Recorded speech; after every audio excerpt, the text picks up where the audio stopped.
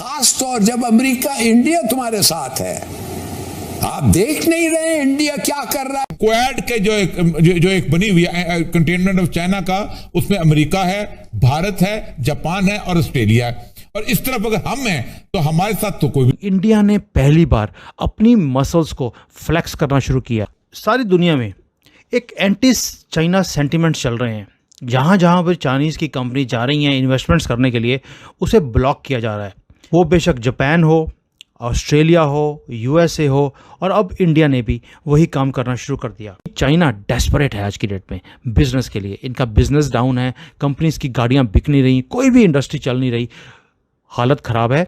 और इंडिया ने देख लिया कि ये एक ट्रम्प कार्ड है, ये डेस्परेट है, और हमारा जो बॉर्डर है इसके ऊपर जो इश्यूज़ हैं, अब हम अपने कार्ड्स को खेल सकते हैं। अगर आपको हमारी मार्केट चाहिए तो बॉर्डर से पीछे हटो। चाइना के बारे में भी आपकी गलतफहमी दूर हो गई कि चाइना हम पे को बहुत बड़ा ट्रस्ट कर रहा है। चाइना डील कर रहा है पाकिस्तान को एज ए क्लाइंट स्टेट। जैसा बड़ी खबर है कि इंडिया के फॉरेन रिजर्व्स जो हैं वो $600 बिलियन क्रॉस कर गए हैं। वो कह रहे हैं बहुत जल्द 1 ट्रिलियन तक हमने पहुंचना है। कल आपको खबर मिलेगी कि इंडिया की एक रियासत की जो इकोनॉमी है वो आपसे 10 गुना बड़ी है।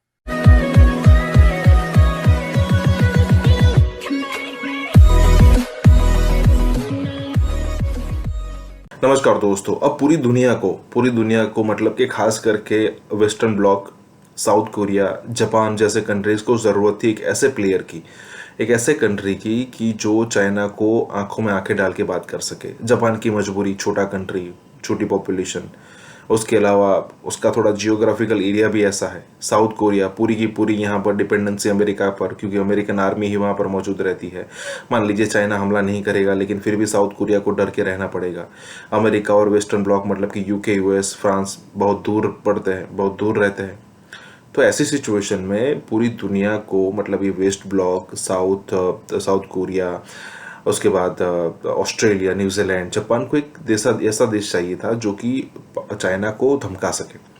और पूरी दुनिया को अब मिल चुका है, और पूरी दुनिया चाहती है कि इंडिया जो है ये जो उसको जो रोल प्ले करना है वो करे। इंडिया को हम स्ट्रांग बनाएंगे।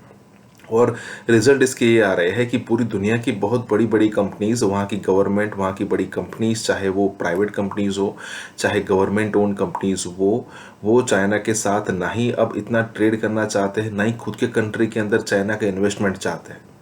और सारी की सारी तरीके से इंडिया को यहाँ पर मदद की जा रही है। तो यहाँ पर यही बात हो रही है। इसी के साथ ही वीडियो शुरू करते हैं। एक एंटी चाइना सेंटिमेंट चल रहे हैं। जहाँ जहाँ पर चाइनीज़ की कंपनी जा रही हैं इन्वेस्टमेंट्स करने के लिए, उसे ब्लॉक किया जा रहा है।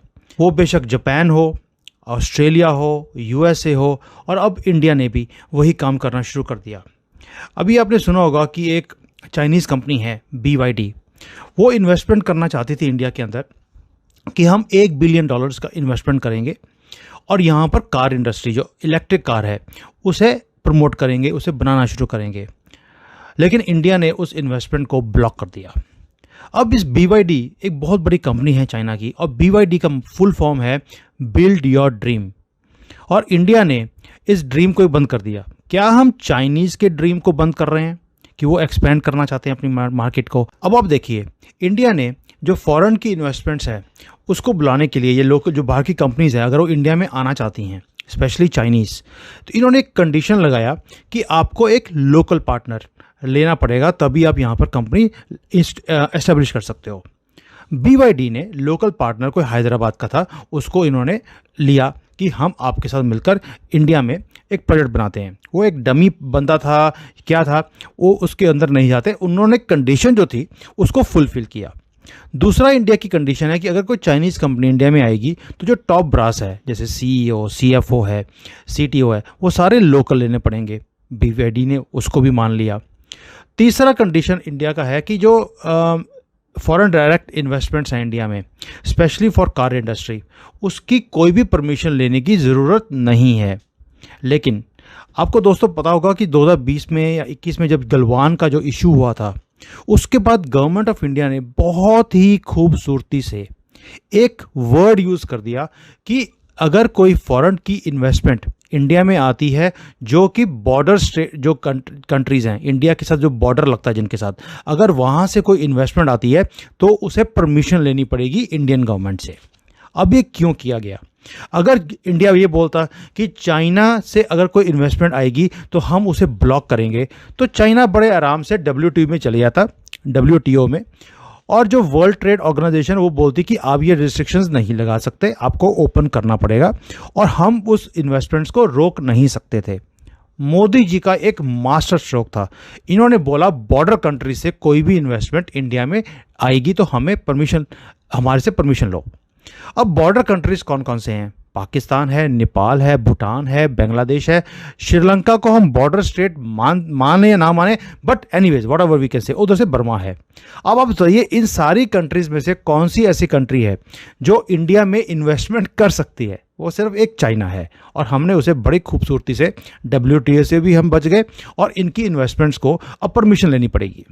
कल आपको खबर मिलेगी कि इंडिया की एक रियासत की जो इकोनॉमी है वो आपसे 10 गुना बड़ी है। कल आपको खबर मिलेगी कि इंडिया का फलां रियासत जो है, वहाँ रियासतें हैं, फॉर एग्जांपल उत्तर प्रदेश है या जो आप नाम ले लें, उसका जनाब इकोनॉमी का साइज उसमें जो है वो पाकिस्तान से बड़ा हो गया, तो फिर आप किससे कंपेयर करेंगे? इस वक्त जो आपकी टोटल इकोनॉमी का साइज क्या है पाकिस्तान का, पॉपुलेशन के फैक्टर को छोड़ के, तो अगर आप बाकी देखें तो वहाँ की स्टेटें जो हैं उनके अंदर इस वक्त जो तरक्की हो रही है, जो डेवलपमेंट के मुख्तलिफ प्लान जिन पे अमल हो रहा है, इन्वेस्टमेंट हो रही है, वो पाकिस्तान से ज़्यादा है। तो इसलिए मैं समझता हूँ कि ये चैप्टर क्लोज हो गया है और इसको क्लोज होना चाहिए, क्योंकि अगर इस चैप्टर को हम क्लोज नहीं करते तो इसका मतलब ये है कि पाकिस्तान का वही एटीट्यूड है इस वक्त इंडिया के बारे में जो उस वक्त था जब इंडिया और पाकिस्तान को कंपेयर किया जा सकता था। फॉर एग्जांपल, तो पाकिस्तान का सबसे बड़ा प्रॉब्लम क्या है इंटरनेशनल कॉरिडोर्स में? Is a deficit of trust. कोई नेशन आप पे ट्रस्ट नहीं कर सकती, इंडिया हो, अफगानिस्तान हो, ईरान हो, यही आपके इर्द गिर्द हैं। चाइना के बारे में भी आपकी गलतफहमी दूर हो गई कि चाइना हम पे को बहुत बड़ा ट्रस्ट कर रहा है।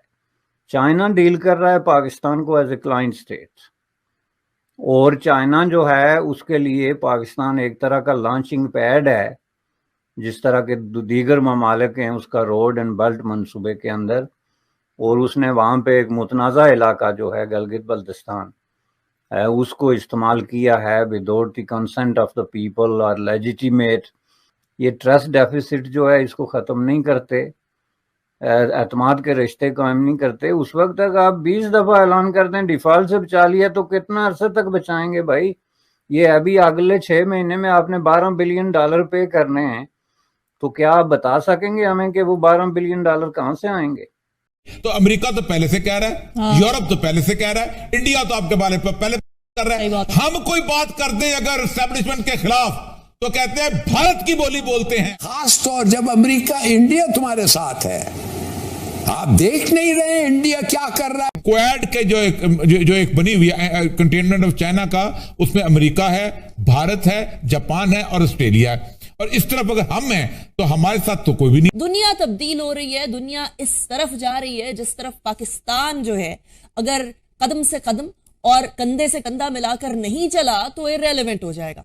अब हमारी स्ट्रेटेजिक लोकेशन से ज्यादा हमारी इकोनॉमिक सिचुएशन और पोजीशन हम लोगों की आगे की ट्रेजेक्टरी को गाइड करेगी। चीन जो है अमेरिका का सबसे बड़ा दुश्मन है, designated enemy number 1 United states का, और हमारा और इंडिया जो है अमेरिका का most valuable non NATO ally. इससे ज्यादा हम कोई हो नहीं सकता उनके लिए नेटो के अलावा। तो हमारे दुश्मन के साथ उनकी जिगरी दोस्ती और हमारे दोस्त के साथ उनकी नफरत और जंगी और एनिमिटी, दुश्मनी। अमेरिका आपने देखा हुआ है, at a drop of a hat वो हमारे खिलाफ सैंक्शंस लगा देते हैं, जो भी हम कहें सैंक्शन लगा देते हैं। यूएसए ऑलरेडी चीख रहा है, वो सारे वर्ल्ड में कंपनीज को बोल रहा है कि अगर आपने अपनी टेक्नोलॉजीज चाइना को ट्रांसफ़र करी तो हम आपकी कंट्री को या आपकी कंपनी को सैंक्शंस कर लेंगे। जापान ने भी मना कर दिया कि जितनी भी जापानीज कंपनीज है, बिकॉज जापान चिप इंडस्ट्री में बहुत आगे है, जापान ने भी मना कर दिया अपनी कंपनीज को कि अगर आपने टेक्नोलॉजी ट्रांसफ़र करनी है चाइना के अंदर, चाइनीज़ कंपनीज के साथ मिलकर अगर कोई काम करना है, आपको जापान की गवर्नमेंट से परमिशन लेनी पड़ेगी, उसके बिना आप ये टेक्नोलॉजीज़ को ट्रांसफ़र नहीं कर सकते। अब आप सोच के देखिए, जापान ने भी इस रेस के अंदर कि चाइना की जो धांधली है या ये दबदबा बनाना चाहते हैं पूरे वर्ल्ड में, इसको रोका जाए। क्यों? वो भी बोलते हैं कि ये हमारे लिए एक सिक्योरिटी कंसर्न है। ये तो हो गया कि सभी वर्ल्ड में जितनी भी कंट्रीज़ हैं उन्होंने अपनी अपनी कंपनीज को बोला कि भाई आप चाइना के साथ मिलकर ये प्रोजेक्ट्स को नहीं कर सकते, हम आपको अलाउ नहीं करेंगे। इंडिया ने भी वही काम किया। अब दूसरी तरफ, एक तरफ तो हम चाइना को ब्लॉक कर रहे हैं, दूसरी तरफ टेस्ला को हम एक रेड कारपेट दे रहे हैं कि तुम इंडिया में आओ और तुम यहाँ पर फैक्ट्रीज बनाओ। अब टेस्ला की जो टॉप की जो टीम है वो इंडिया आ रही है इस महीने में, और जो हमारा कॉमर्स मिनिस्टर है उसके साथ वो मिलने वाले हैं।